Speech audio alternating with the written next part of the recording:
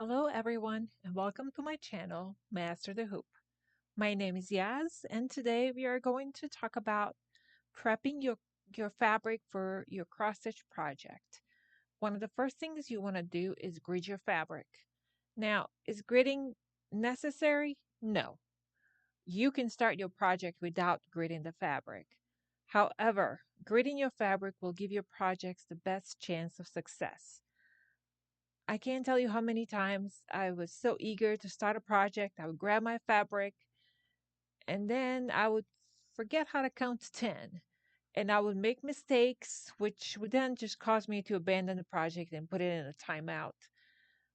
So, taking a few minutes in the beginning to prep your fabric by putting the grids on will really help you toward making fully completing that project.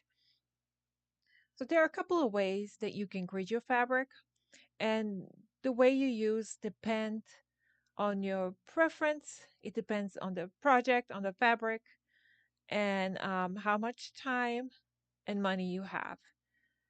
So one of the easiest way to grid your fabric is to use the water soluble marker and just to draw your lines on. So it is very simple, and I will show you basically, and you can see the lines here through the other side. But you would just take your marker and draw the lines.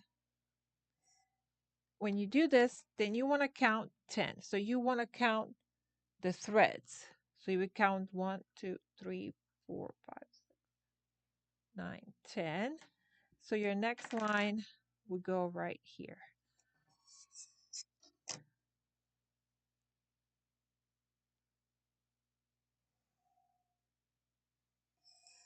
So this is very quick and simple.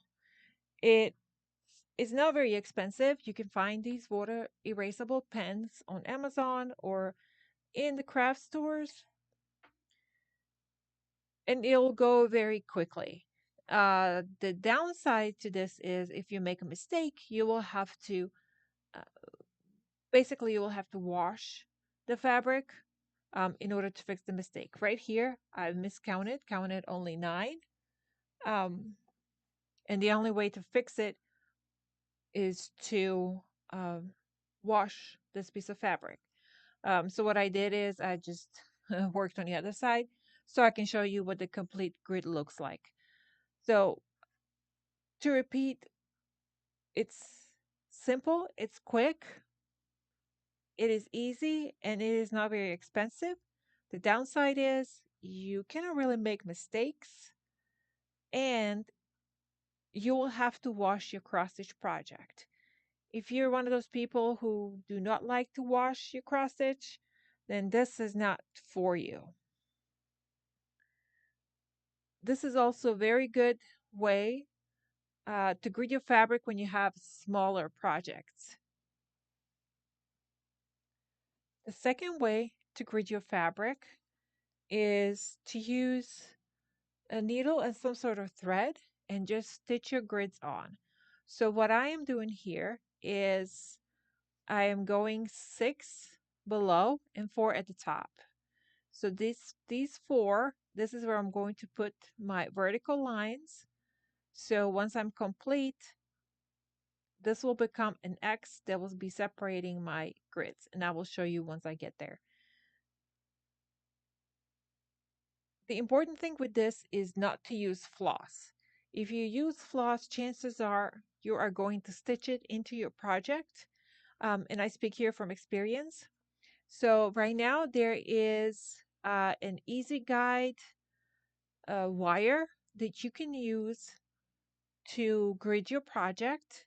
Uh, the downside of that, it is um, a little bit more expensive, but if you're able to use longer pieces, then you can reuse that wire again on your next project. What I am using is I do not have the wire. I am just using the quilting thread. Quilting thread is glazed cotton. So it is almost like a wire. So it will be really hard if you're cross stitching. You're using the needle that is um, the cross stitch needles are not sharp, and this is very tight uh, thread.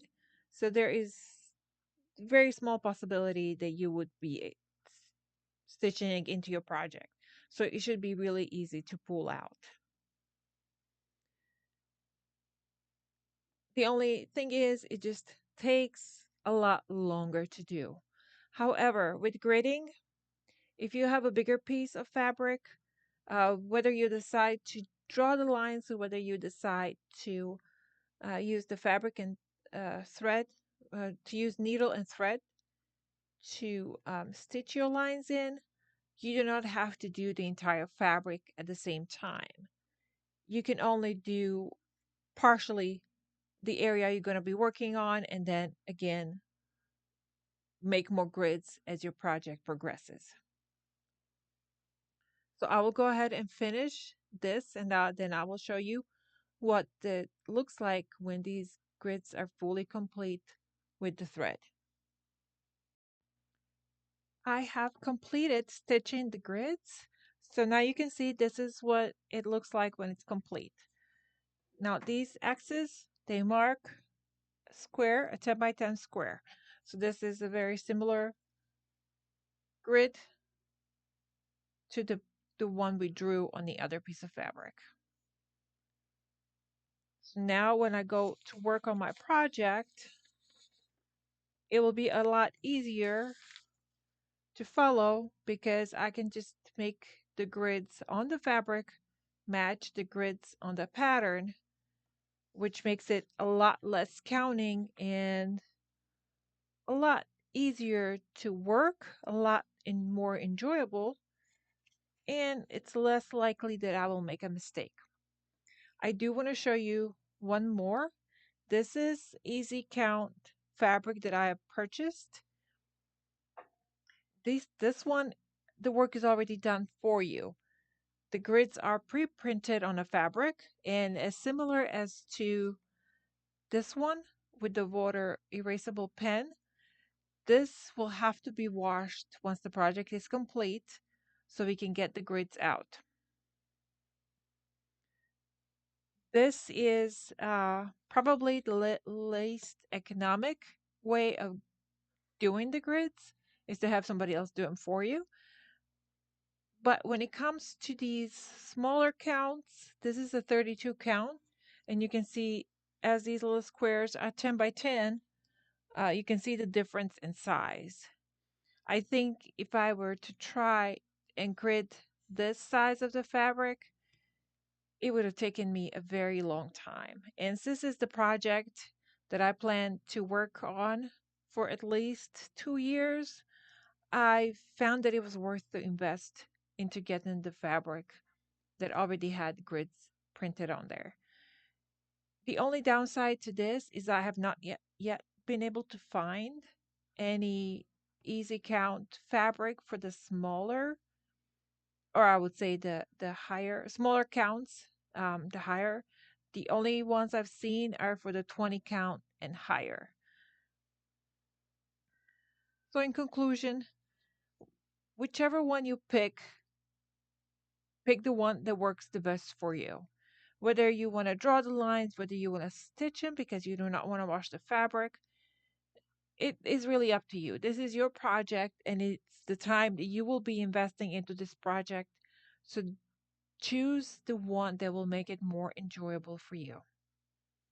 I will use these pieces to work for these two projects, and I will add these patterns into the description on one of my future videos. So that way we can test after the patterns are complete, after the project is complete. I will show you how well does this wash out and how easy does this thread pull out once our stitching is complete. So thank you all for joining me today, and I hope I see you next time on Master the Hoop.